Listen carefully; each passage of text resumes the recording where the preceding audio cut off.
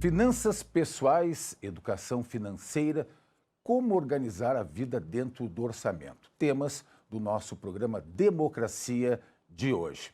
E eu começo apresentando os nossos convidados, começando aqui com Adalmir Marchetti, professor de Economia da PUC, do Rio Grande do Sul, a Wendy Haddad Carraro, professora do curso de Ciências Contábeis da URGS, e Everton Lopes, economista comportamental. E nós, na sequência, vamos saber o que significa isso, Everton Lopes. E podemos começar, então, né, uma apresentação por vocês mesmos.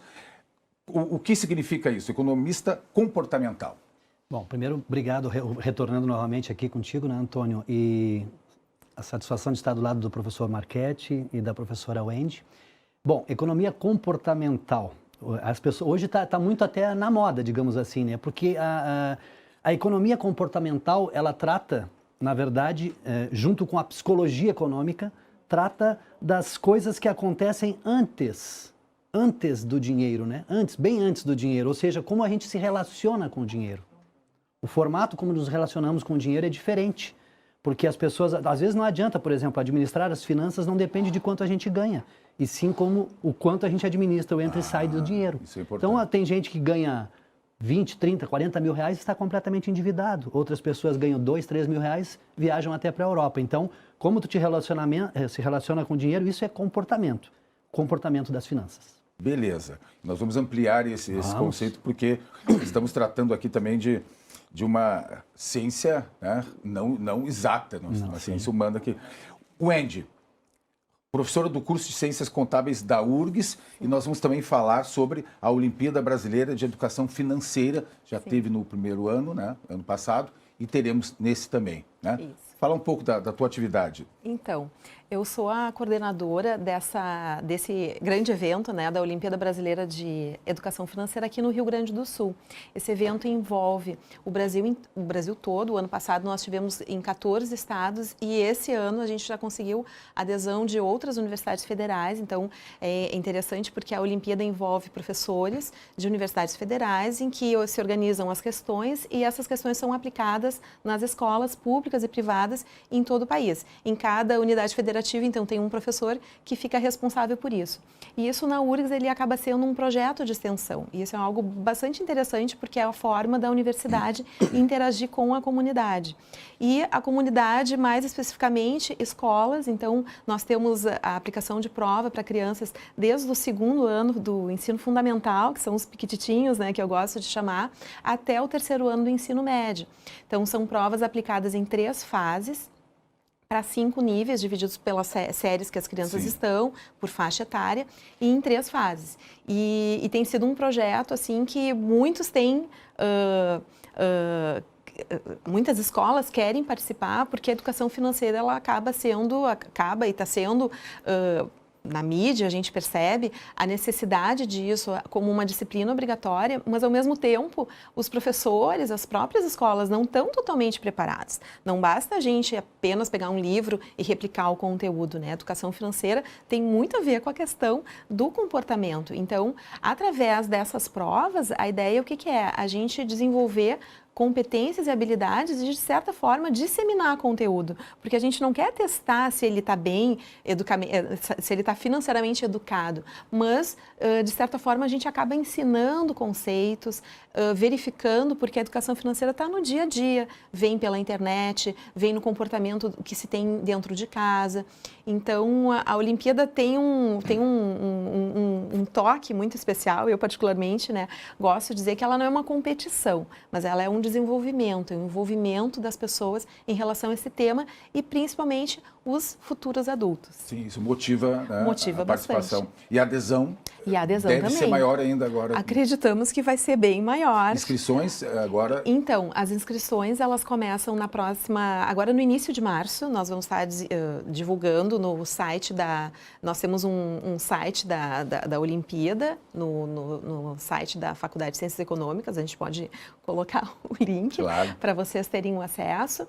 Ela é uma iniciativa da Universidade Federal da Paraíba, então toda a inscrição ela é feita diretamente no site da Paraíba e as escolas podem inscrever todos os alunos. O que a gente sempre gostaria é que inscrevesse todos os alunos, não escolhesse os alunos, porque a gente sabe que existe uma cultura de Olimpíada, de eu só vou mandar os melhores.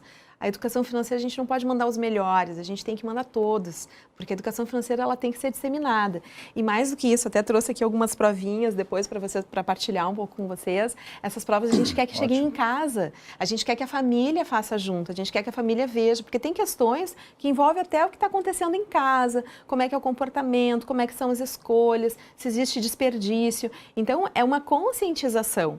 E o ano passado aqui no Rio Grande do Sul nós tivemos quase 3 mil participantes, no total do Brasil foram 20 mil participantes e a nossa expectativa é que duplique ou triplique esse número e aí então a gente precisa se organizar para poder dar conta de tudo isso. Sim, uma experiência nova, né? Super nova. Está sendo analisado.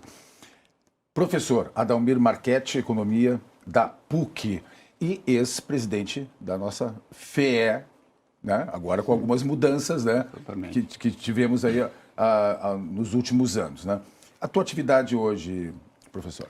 Eu gostaria de começar agradecendo o convite de participar aqui na nossa conversa, né? Rever, né, o Emerson, o Ainde, né? Conversar contigo, Antônio. Então, sempre uma alegria poder estar aqui. Né? Eu sou professor hoje da PUC, né? E discuto, trabalho com um tema que é bastante importante, bastante relacionado, que é a questão do endividamento das famílias, que é a questão macroeconômica. Durante a crise, de certo modo, aumenta o nível de desemprego, os rendimentos tendem a diminuir e os problemas financeiros a aumentarem. Então, digamos, nesse momento, de certo modo, as famílias que já têm que apertar o cinto, de certo modo, tem que encontrar um furo a mais no cinto. Fazer mais um furinho para poder, né, os seus gastos caberem na sua renda, né? Eu acho que essa é uma questão importante, né? E tem a ver, muitas questões a ver com questões psicológicas, né? Do próprio funcionamento da família, né? E, evidentemente, que é uma família que tem problemas financeiros e tem dívidas, né? É uma família que está sob estresse. Sim. E, bom, falando em comportamento, nós temos ali até alguns transtornos, né? Pessoas que são, né? Tem um impulso a unionmania, né? Da compra, né? E não consegue frear isso. Eu queria ver agora questões para vocês três sobre a educação financeira. Isso, como que se ensina, como se aprende, como se compartilha isso? E é algo novo, dá para dizer, porque nós estamos agora com a Olimpíada só no segundo ano, né? E está se falando mais justamente porque as famílias, né, o endividamento vem crescendo, né, nos últimos anos, porque vivemos em tempos de crise. Né? Como é que isso se dá hoje, né, e qual é a capacidade das pessoas de aprender, né, esse conhecimento? Deixa eu te dar uma notícia boa também. Né? Eu faço parte do grupo de trabalho de educação financeira do Banco Central. Este ano, desde 2017, foi aprovado, tá, a educação financeira nas escolas. Então, com certeza teremos mais inscritos, né, professora? Com certeza. Então, a partir deste ano, já em Juiz de Fora, plano piloto, educação financeira nas escolas, e a partir de 2021, em todas as escolas do Brasil. Como currículo mesmo. Como currículo, de forma fixo, interdisciplinar, mas terá a educação financeira. Enfim, né? Isso é importante. Sim, que é algo tão novo também. É que vai alavancar, né? Que vai o trabalho que o professor Marchetti faz, realmente, que a professora Ainde falou em termos dentro de casa. Hoje não é só, hoje falar educação financeira, economizar é tomar um banho mais curto, é economizar, não se fala em mesada, não se fala necessariamente em dinheiro, economizar é de várias formas dentro da educação financeira, né? As pessoas precisam se educar de forma a contribuir de alguma forma que não seja necessariamente dinheiro dentro de casa, por exemplo. E não é necessário, assim, quando realmente contar com a história do cinto, é preciso apertar o cinto, aí, claro, é uma preocupação maior das famílias e das pessoas. Quer dizer, isso deveria ser algo permanente, né, como uma cultura mesmo? Eu vejo assim, a educação financeira muito similar com a questão da sustentabilidade ambiental. Né? Se a gente for pensar, nós aprendemos isso na escola, eu não aprendi isso na escola. Eu fui aprender sobre isso na empresa onde eu trabalhava, que estava em voga, então a gente tinha que fazer separação de lixo, enfim. A educação financeira, ela não é algo novo. O que está novo é essa inserção, assim como a questão da sustentabilidade, questão de responsabilidade social, para que as pessoas se tornem mais conscientes. Problemas financeiros sempre ocorreram.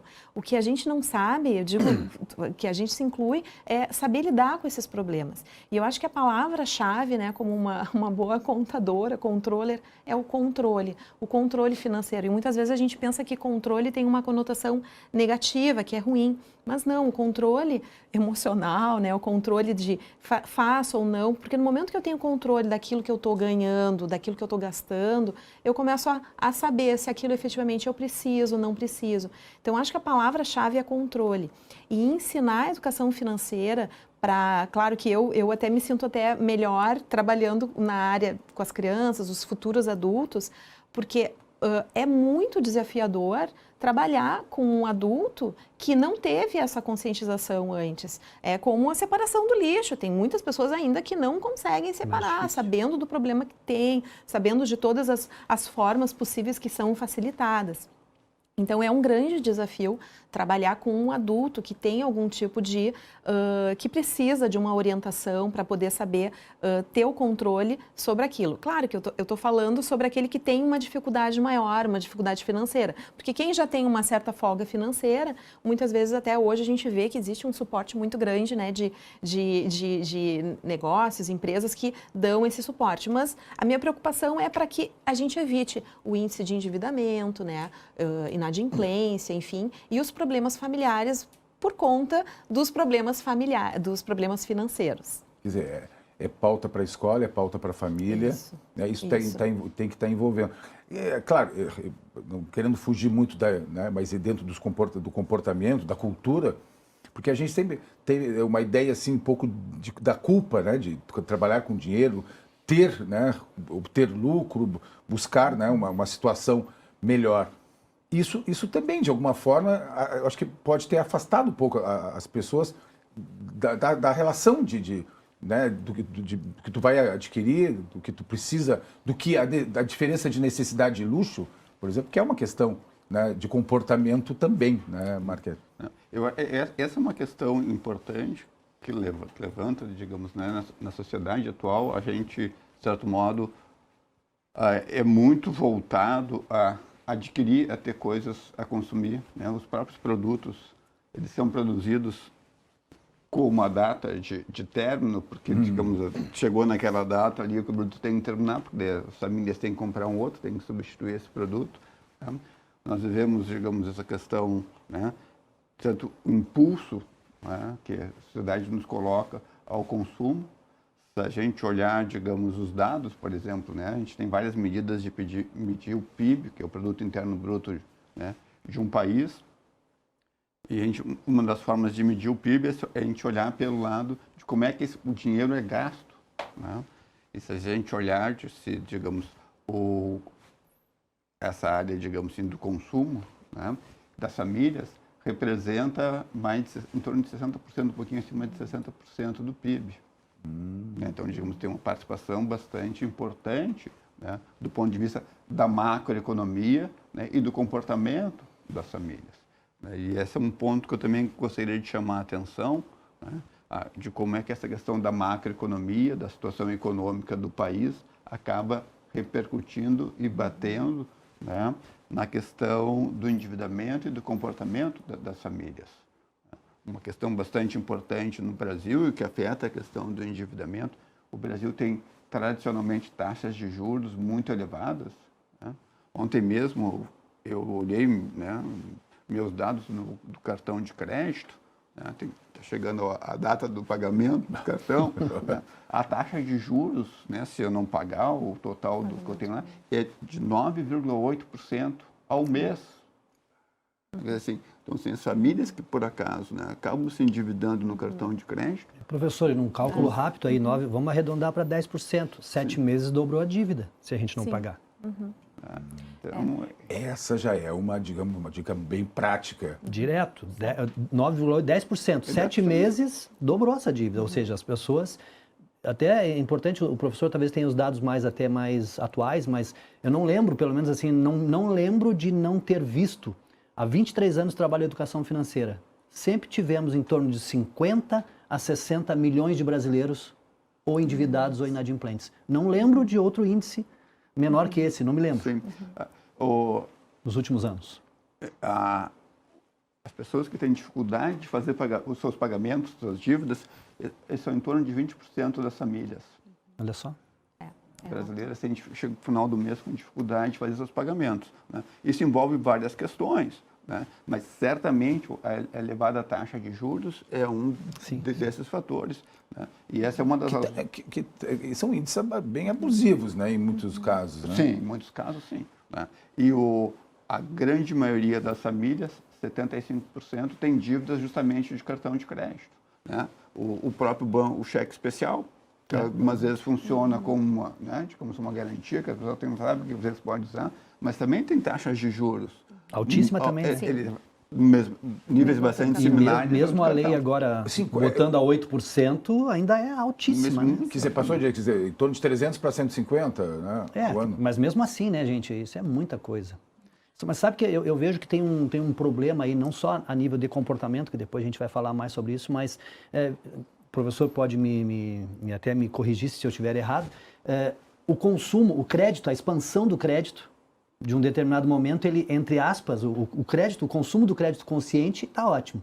Mas as pessoas, como tiveram acesso ao crédito, acabaram comprando mais do que deviam, né? E aí, dando o passo maior que a perna, que a gente chama, acabando se endividando. Porque, infelizmente, é verdade, o imediatismo hoje, ele é um dos grandes problemas. As pessoas querem ter coisas que não tinham no passado, só que se não se planejaram, não temos educação financeira, acaba comprando, se endividando e criando problemas. Tu bota a emoção, né? Tu bota aquela necessidade de compensação também, muitas vezes, né? Depois eu vou falar uma coisa importante, assim, é o sistema 1 e sistema 2, que é o lado do comportamental, o emoção e o razão. A emoção sempre vence, e aí que está o grande problema, né?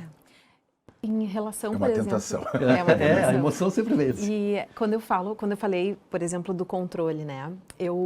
Embora a Olimpíada seja voltada para as escolas, eu também desenvolvo educação financeira para os universitários. Então, eu sou professora da disciplina de orçamento empresarial e um dos desafios, os meus alunos sabem bem, e às vezes é até o conteúdo que eles mais gostam, é eles fazerem o orçamento pessoal deles. Alguns já têm, mas eu já venho fazendo há vários anos e isso permite com que eu possa também acompanhar, porque depois que passa, eles seguem fazendo o controle das suas finanças pessoais.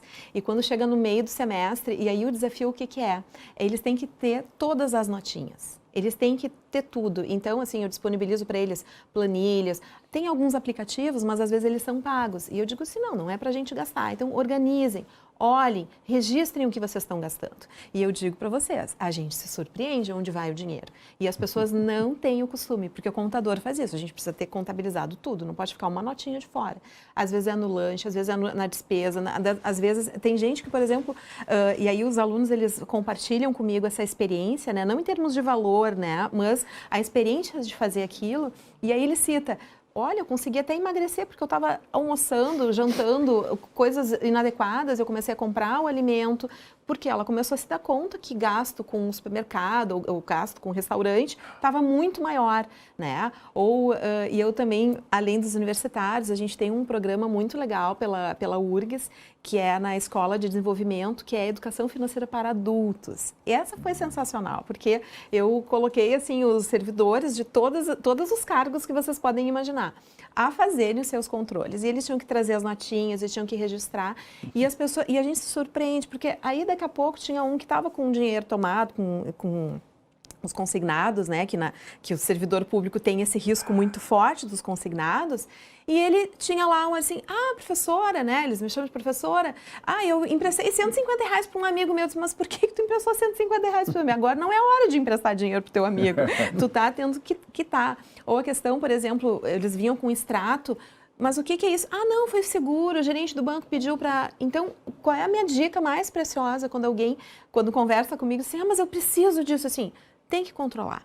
E é difícil, é que nem dieta. Eu também sei como é que é a dieta. A gente tem que controlar, a gente tem que saber as calorias, a gente tem que saber o que está consumindo. Conseguir esse rigor, né? Esse rigor. Porque aí a gente vai conseguir saber. Esse que é o controle. Eu vou conseguir saber, nossa, eu estou gastando muito. É por isso que eu estou precisando. E a gente tem que levar em conta, assim, às vezes acontecem emergências, né? E quando eu digo controle, isso até foi uma temática com uma psicóloga que estava participando no grupo, né? A gente não pode pensar, eu não vou comprar aquilo ali porque está faltando. Não, às vezes a gente precisa mas precisa ter um equilíbrio. Tem várias formas que a gente pode estar né, buscando outras formas de satisfação que não seja só pelo consumismo, né? Então, o tempo todo tem campanhas para... Sim, exatamente. Para gastar. É para gastar. É para gastar. A gente tem que ter antídotos para isso. Acima de tudo.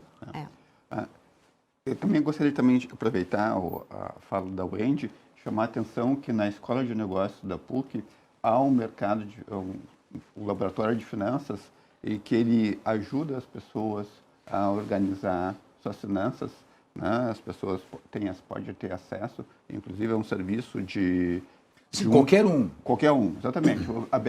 Aberto através do site. Através do site, acessa o site lá da Escola de Negócios, laboratório de finanças, há todo um serviço, as pessoas podem inclusive marcar um horário, ir lá à universidade, a gente vai receber a ajuda, né, das pessoas, dos alunos que estão lá, inclusive, se for necessário, pode encaminhar a escola de direito, inclusive pode ter uma relação com o PROCON, para que ajude as pessoas que saiam, né, do seu endividamento. E isso eu acho que é super bacana a gente estar inserindo para o universitário essa experiência, porque a gente está formando o futuro profissional com essa necessidade. A gente há pouco estava conversando, né, sobre o que um economista pode fazer, o que um contador pode fazer. E às vezes não está tão claro, assim, pode não estar na ementa da disciplina, mas o aluno ele tem que estar percebendo, porque quando ele tem aquele controle sobre as suas finanças, ele pode auxiliar outras pessoas, né, a fazer. Lá na URGS a gente tem a Equilibre, que é a empresa júnior, ele trabalha em conjunto com a Defensoria Pública para fazer o recálculo das dívidas. Do superendividamento. Exatamente, do superendividamento. E seguido, assim, a gente vê, né, porque as pessoas vão lá na faculdade, então as pessoas chegam com um bolo, assim, com cálculos, juros imensos, então a gurizada faz o recálculo. E é bacana porque a gente acaba envolvendo, né, os estudantes também nisso. Acontece seguidamente, a gente ouve falar de mutirões, né, para auxiliar. A FEBRABAN faz muitos mutirões de renegociações. Bom, ali tu já tem, isso que eu acho que é interessante, porque tu já tem ali, de alguma forma, uma assessoria prática para caso a caso. Ela é assim, é um mutirão mesmo para a pessoa. Mas é muito rápido, né? Ele é muito rápido, né? Acho que é preciso um atendimento mais cuidadoso. Mais cuidadoso. Porque muitas vezes envolve o recálculo de todos os custos, inclusive discussões de cláusulas. Naquele momento ali é um apagar de incêndio. Que é uma questão legal também, de Exatamente. direito, da área do direito, por isso que dialoga com, né, com o direito. A gente, seguidamente, a gente faz, até tem a expressão saúde financeira, saúde, né, das pessoas, e dá para se fazer vários paralelos. Porque eu vejo assim, a dificuldade realmente de sair. Entrar é fácil, né? Na dívida, no cartão, mas depois que entra, fica difícil porque muitas vezes as famílias têm um orçamento mais ou menos fixo. E ela exagerou lá atrás, e agora eu precisaria desse meu salário mais um, né, todo mês para poder resolver o problema lá dos passivos. Antônio, tem um... É esse que eu vejo que é algo Tem um complicado. detalhe importante, a professora recém falou, as pessoas fazem, né, fazem regime, controlam isso, controlam aquilo. Legal, as pessoas precisam ter saúde física, mental e financeira. Por que eu digo financeira? Aonde vamos viver o resto das nossas vidas? Não é no futuro? Sim. Então temos que ter saúde física, mental e grana. Porque como é que nós vamos bancar até lá? Então a gente precisa ter essa condição de equilíbrio financeiro. As pessoas precisam se conscientizar que precisam cuidar tanto da saúde, da sua cabeça, do seu dinheiro também, por que não? Sim, e a gente vai para o nosso intervalo e na volta, o segundo paralelo com a saúde, né, médica, que é a questão da prevenção. Cada vez mais se fala, né, não em doença, mas em saúde, se fala em prevenção, que é um conceito moderno, né, novo e eficaz. Então vamos tentar traduzir isso para esse desafio, né, como eu disse na abertura, de organizar as nossas vidas dentro do orçamento. Vamos ver. E vamos falar também na relação, porque a gente se fala muito aquilo que serve para a pessoa, para a família. A gente está falando muitas vezes aí em ajuste fiscal, né, que é a palavra, a expressão de ordem hoje, que está motivando reformas, né, a favor ou contra, mas está acontecendo. Então a gente vai fazer um paralelo, né, com esses conceitos todos, Nós estamos então do nosso Democracia, que faz agora um rápido intervalo e nós voltamos na sequência.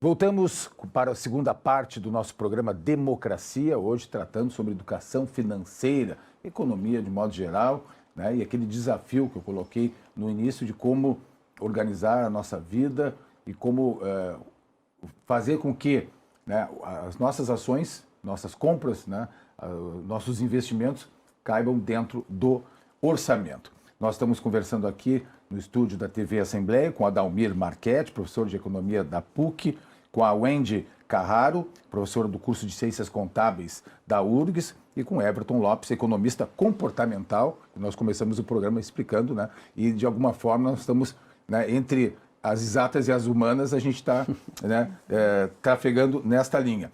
E eu encerrei o bloco anterior falando dessa relação da área médica com a saúde, né, das pessoas, saúde financeira. Que a palavra saúde, ela está presente sempre. E a importância, nós estamos falando de prevenir. Claro, vamos depois pensar no que as pessoas que estão, né, endividadas e que não conseguem sair desse buraco podem fazer, né? Como determinar um marco.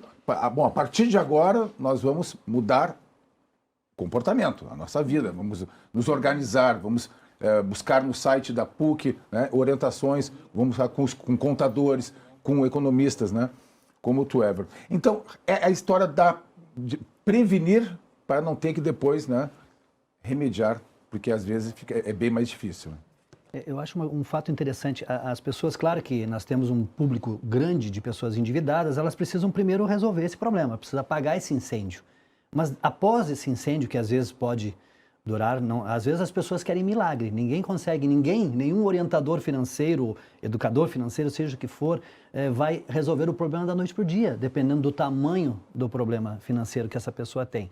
Mas após sair do vermelho, digamos assim, a pessoa precisa ter, primeiro, cair na real no sentido de que precisa viver dentro da sua realidade financeira. Ela precisa viver gastando menos do que ganha, ela precisa formar reserva financeira para imprevistos, para investimentos, ela precisa viver dentro da realidade financeira. Eu sempre dou um exemplo, Antônio, que às vezes a pessoa ganha, um exemplo, tá? A pessoa ganha 5 mil por mês, tem 5 mil de limite do cheque especial, 5 mil de limite do cartão de crédito e vive como se ganhasse 15. Tá aí o grande problema, né? Então ela precisa viver dentro da realidade dela. Se ganha 2, se ganha 5, tem que viver gastando menos.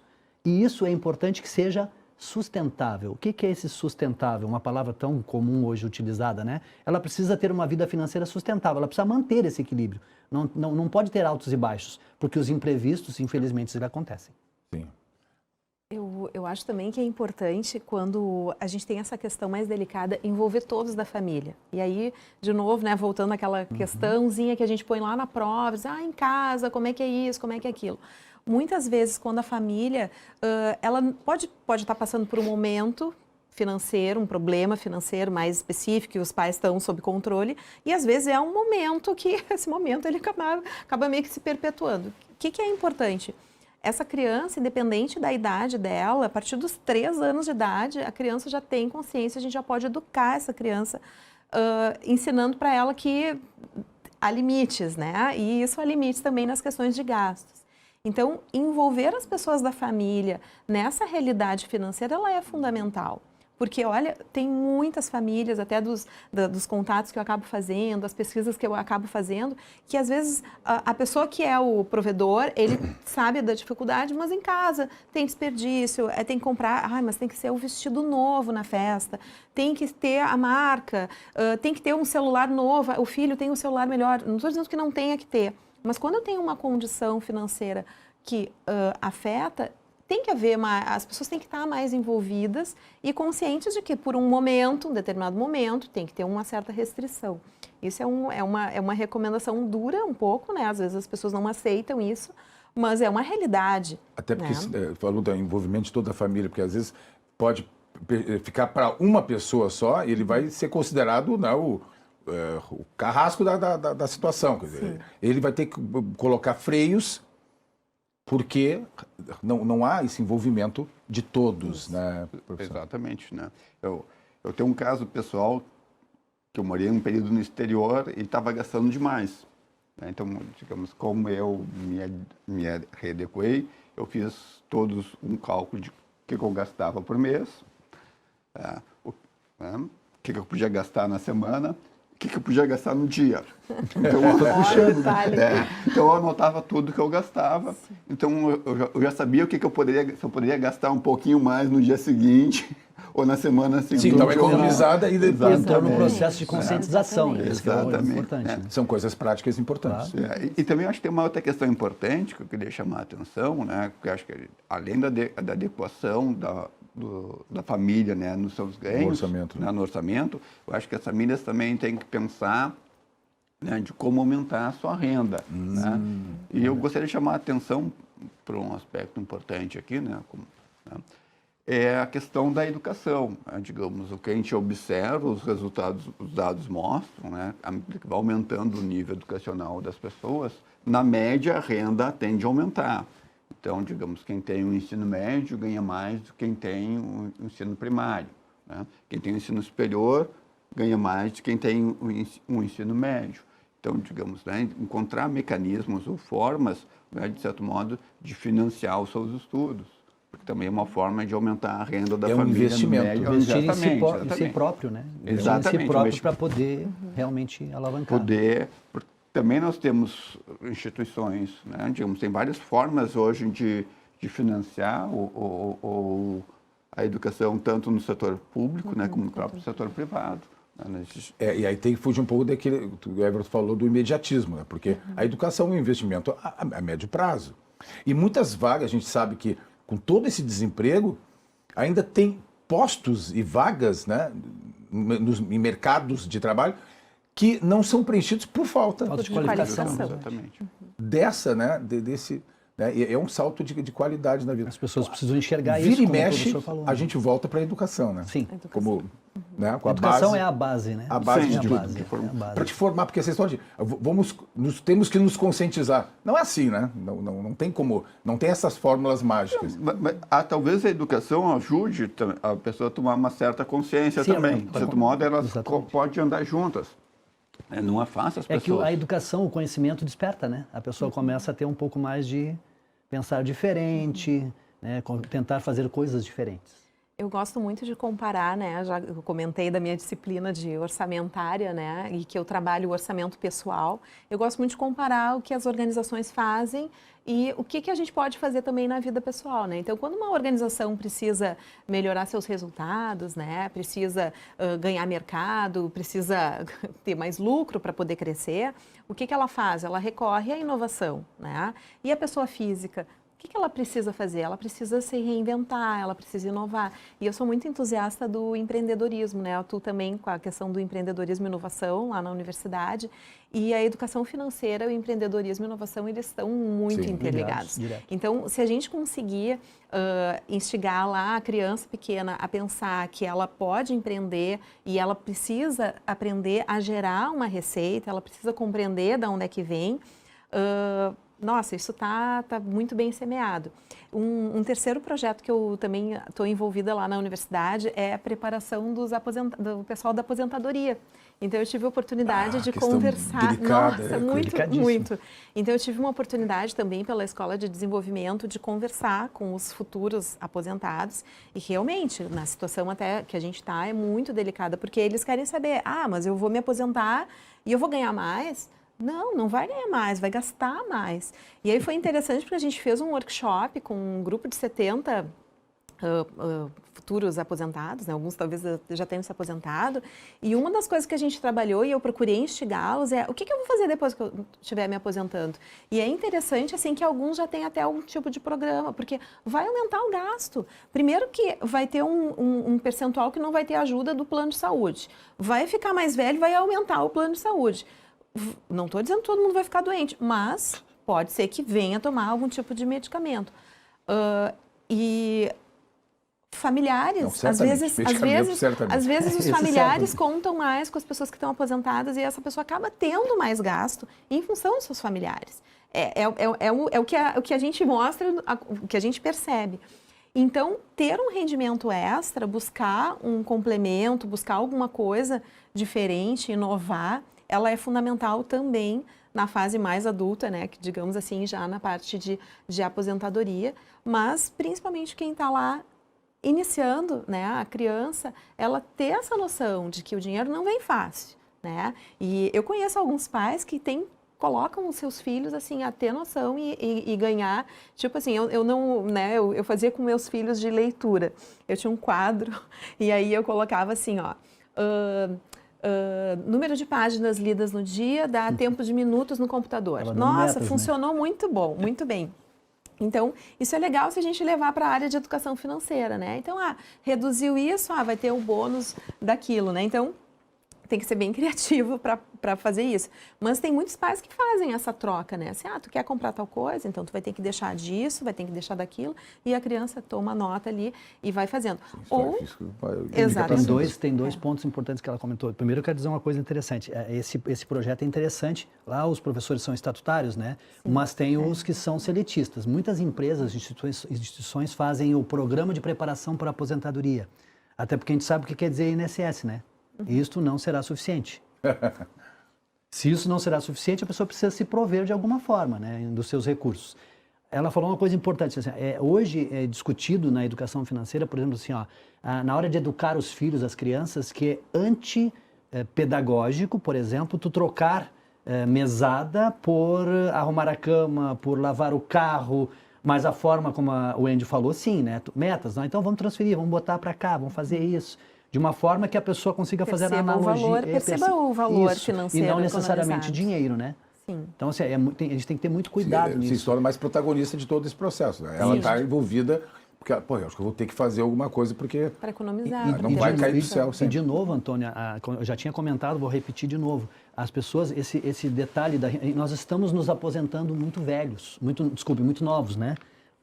Não velhos, né? Muito novos. Então, temos mais tempo. É que nem eu brinco dizendo assim, eu tenho 58 anos, estou me aposentando já, meu avô morreu com 94, minha avó com 93.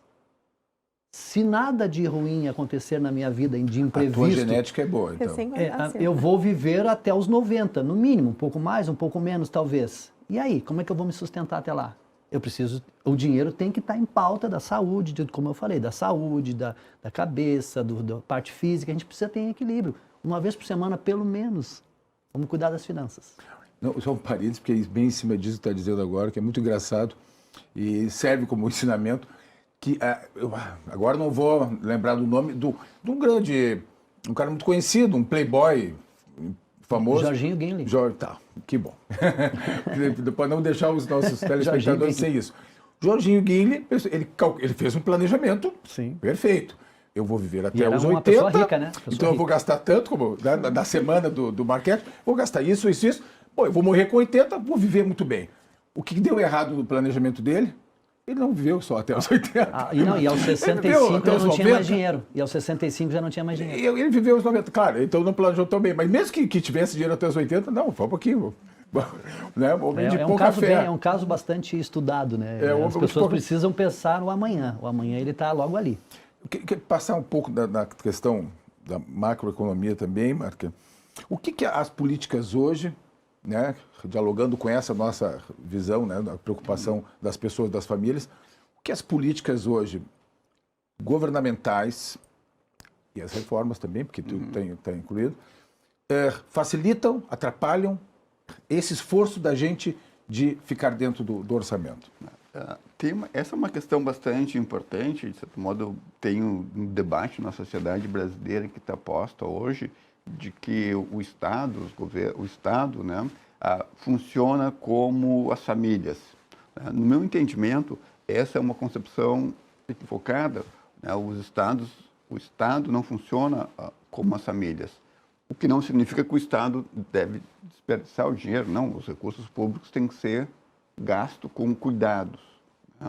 Mas o Estado é um ente econômico que funciona de maneira diferente tanto das empresas privadas como das famílias, né? O Estado, de certo modo, ele tem um papel bastante importante, que é administrar, né, o que a gente chama de ciclo econômico, né, um processo de, né, digamos, de expansão e de crise, né? O que acontece com as famílias? As famílias, né, quando, por exemplo, ou as empresas, quando o ciclo econômico se expande, qual é o papel das famílias? Agora, digamos, nós temos mais recursos, nós podemos gastar um pouquinho mais, podemos também poupar um pouco mais, de certo modo, mas as famílias podem se dar, né, ao luxo, né? No momento de crise, qual família tem de gastar menos, né? Se adequar à nova realidade, saber que, digamos, tem momentos que se pode gastar mais, momentos que se pode gastar menos, né? O Estado, né? O que acontece se o Estado, digamos, na crise, o Estado, que tem um papel bastante importante, o Estado, digamos, reduz seus gastos, que está acontecendo agora, vai intensificar a crise. A crise vai se tornar mais forte, né? Quando, digamos assim, então o Estado no momento de crise tem um Programas papel... sociais. Exatamente, tem um papel bastante importante de gastar mais para que haja retomada da atividade econômica, porque a atividade econômica não caia tanto, né? No momento de expansão econômica, digamos, onde as famílias e as empresas são mais dispostas a investir, as famílias também estão tendo mais recursos, a taxa de desemprego está diminuindo, né? De certo modo, é o momento do Estado, né, de certo modo, poupar mais para fazer frente àquilo que ele gastou mais durante a crise. Também evitar que a gente tenha uma super retomada, um crescimento, né, que vai estimular o aumento da inflação, esse tipo de coisa. Então, assim, o Estado tem um papel, digamos, regulador da atividade econômica, que é diferente das famílias. Então, o Estado tem que ter um comportamento não igual das famílias, tem que ter um comportamento Seria uma diferente. Simplificação, então. Exatamente. Então, esse é um aspecto importante. Quando os economistas dizem que o Estado não pode gastar mais como as famílias, se a gente pensar no longo prazo, né, num período muito longo de tempo, isso é verdade, digamos, né? De certo modo, os estados têm que gastar de acordo com as suas possibilidades, né? Evidentemente, ao contrário das famílias, o Estado se endivida a taxas de juros muito menores do que as famílias. Esse é um outro aspecto importante. Muito importante. Né? Por exemplo, hoje o Estado brasileiro, né, a Selic hoje caiu muito, está 13 e pouco por cento mais a taxa de inflação, né? Então, a Selic, estava me confundindo aqui com o título de... A Selic hoje está em torno de 4,25. Né? Sim, a taxa básica de juros. A taxa básica de juros. Né? A taxa de inflação no Brasil está próximo disso. Né? A taxa de... Não, então, assim... Então, o Estado paga uma taxa de juros anual, digamos, de 0,5%, 1% real ao ano, que é uma taxa de juros muito baixa, né? Isso, as famílias se endividam no cartão de crédito, 8, 9% ao mês. Quem que inventou esse cartão de crédito? Porque tem muita gente, que eu conheço gente que tem dinheiro, assim, né, para viver bem, razoavelmente bem, e adotou só a compra débito, à vista. Mas o uso o cartão de crédito é um excelente instrumento de crédito. O problema é saber usar o cartão, né? Se tu comprar dentro do teu limite ali... Eu vou dar um outro exemplo de novo que eu acho assim muito bacana, né? As pessoas têm... Eu já falei daquele exemplo dos 5 mil, né? Mas eu vou falar outro agora. Qual seria o teu limite de cartão de crédito adequado? Vamos de novo com o exemplo de 5 mil. Se o teu custo fixo dentro de casa é 3 mil, exemplo, tu tem que guardar, digamos assim, eu não gosto desse percentual, mas 10% do teu ganho líquido, tá? Então, de 5 mil tem que guardar 500. Se tu tem 3 mil de custo, são 3.500. O teu limite é 1.500. Controle novamente. Supostamente, né? Eu digo os 3 mil não pagos em cartão de crédito, né? Qualquer outra despesa não paga. Eu vejo muita gente reclamando também assim, ó. Eu fiz uma conta, quando fui ver, o banco me deu crédito acima do que eu quero, preciso e posso trabalhar. Normalmente o limite é 300% do que tu ganha. Eu acho que essa relação dos bancos também é complicadinho. Tem um outro problema, só deixa eu concluir, tem um outro problema mais sério ainda. O problema não só o limite em si do pagar no dia, é quando as pessoas compram parcelado, e que não vejo nenhum problema nisso, mas quando compram parcelado, esquecem-se de que comprometeu o orçamento nos próximos meses. Parte do seu orçamento, né? Então, aí ela acha que vai retomar os seus gastos, aí não adianta. Aí de novo. Aí cai de novo no problema. essa questão dos bancos, eu diria que é uma questão muito importante, que é a questão, digamos, da financiarização, né, e da própria financiarização da forma como as famílias funcionam. Né, porque isso que é uma questão importante que o Emerson colocou. Digamos assim, as famílias estão permanentemente endividadas. Né? Tu compra nas próprias lojas, as lojas se tornaram uma espécie de banco. Elas vendem dinheiro hoje. Elas vendem dinheiro, porque, exatamente. E o próprio endividamento das famílias. As lojas interessam o quê? Que as famílias vão lá, compram um determinado produto, terminem de pagar aquele produto, né? No próprio mês já vão lá e já façam novamente, comprem um novo produto. Então, assim, as famílias estão permanentemente endividadas. O risco do descontrole é grande. Pagando esses recursos. E se compensando, que a gente falou no início, né? Eu sinto assim, eu sinto em mim isso, às vezes, né? Passo um tempo apertado, sobrou um pouco, pensar um pouco melhor do que como é que eu vou usar.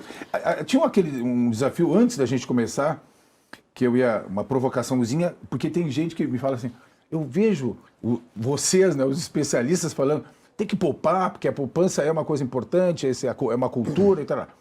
E aí as pessoas dizem, mas eu não sobra nada, como é que eles querem que eu fique fazendo poupança? Eu queria que vocês respondessem para essas pessoas que estão... Tem duas regrinhas questionando. Básicas. E até o Warren Buffett falou isso, o maior investidor do mundo, né? Ó, gaste menos do que você ganha. Investindo com qualidade é a diferença. E sabe qual é a regra número 2? Jamais esqueça a regra número 1. Se a gente não esquecer de que tem que gastar menos do que ganha, vai sobrar. Sobrou dinheiro, vivendo dentro da realidade financeira, a gente vai poder investir, vai poder fazer o que a gente quer. E aí, de novo, a palavrinha que é o controle, né? Ter o seu conhecimento. A gente estava comentando da relação da saúde, né? Quando a gente está com um problema de saúde, qual é a primeira coisa que o médico pede? Uma bateria de exames para ele ter um diagnóstico.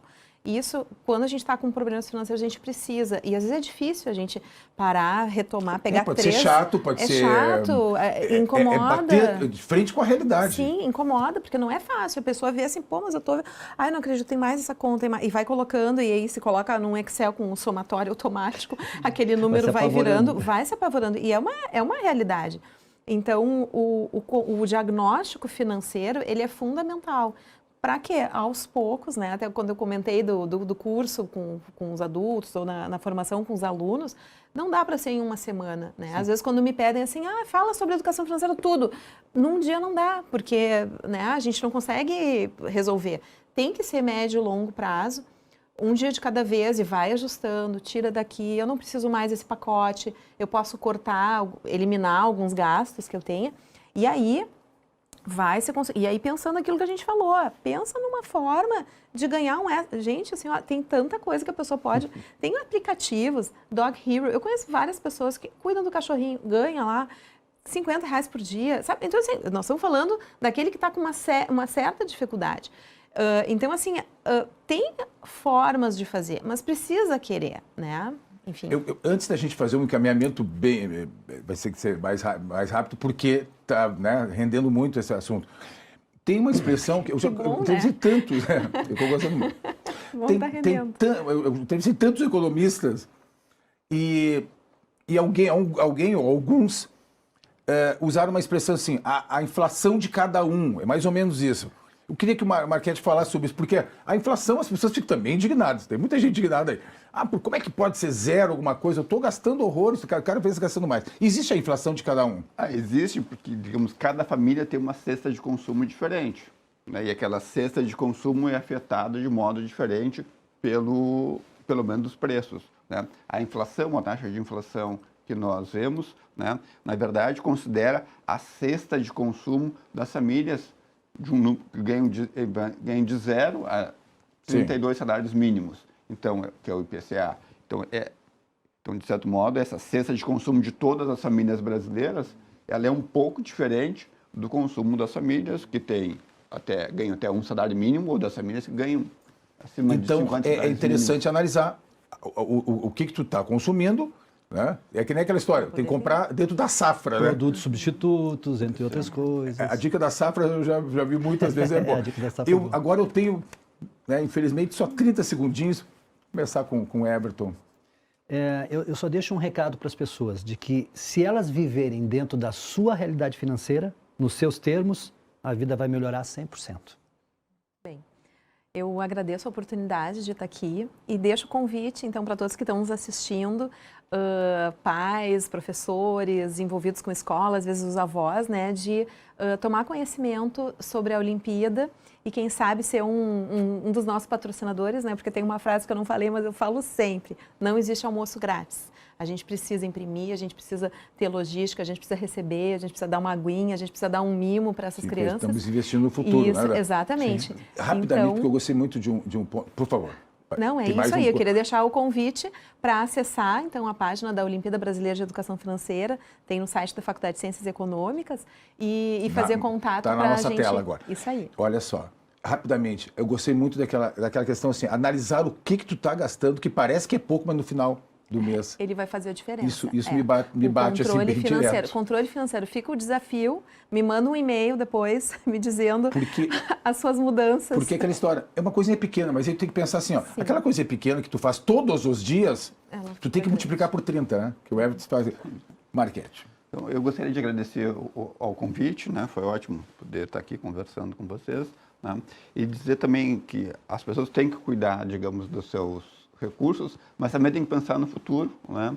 Eu acho que em um termo de aumentar a sua renda, eu acho sempre, digamos, vejo na educação, né, e no aprendizado, né, uma forma bastante boa e bastante segura de aumentar, né, seus ganhos no futuro e de poder também gastar um pouquinho mais, que também gastar é bom. Também é bom, claro, não podemos abrir mão de tudo, né? Mas algum rigor, né? O que ficou aqui bem presente no nosso bate-papo. Agradeço muito a vocês, gostei muito do programa, né? E, bom, estamos nos despedindo, então, desse Democracia, que tratou sobre educação financeira, e aqui ficou provado que é possível, né? A gente repassou muitas dicas práticas, né? E tem que começar exatamente analisando, fazendo esse diagnóstico que foi colocado aqui, para poder saber como mudar, muitas vezes, é necessário o nosso comportamento. Então, esse foi o Democracia. Agradecemos a audiência. Até o próximo programa.